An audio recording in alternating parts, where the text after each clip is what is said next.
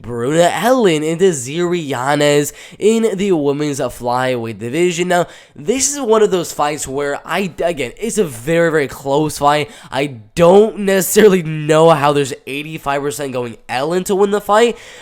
She's 5-3 as her professional MMA record. She's got very, very solid striking. She's a lot faster than Desiree Yanez. Has a little bit more power, throws a little bit more volume, better kicks, better boxing, everything like that. But she doesn't necessarily have the best grappling and wrestling game, coming off that loss to Juliana Velasquez, where she did get out-wrestled and out-grappled. Now, that is Juliana Velasquez. She's an amazing wrestler and grappler, but she's taken about a year and a half off, a year and 9 months, somewhere around that, since her last fight with Juliana Velasquez.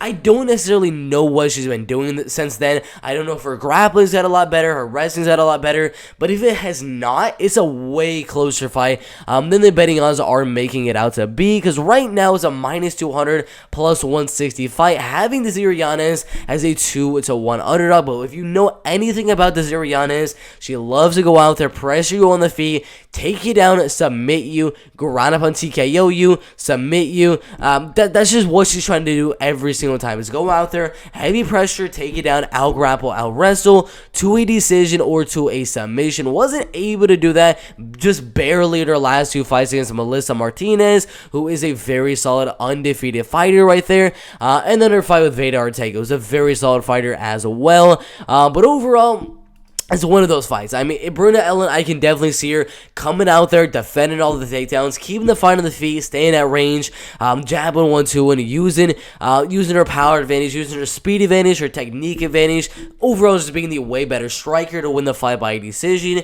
But I can definitely see Desiree Yanez going out there and out grappling, out wrestling for that decision, or maybe even a submission win. It's a very weird fight to judge on who's gonna win the fight.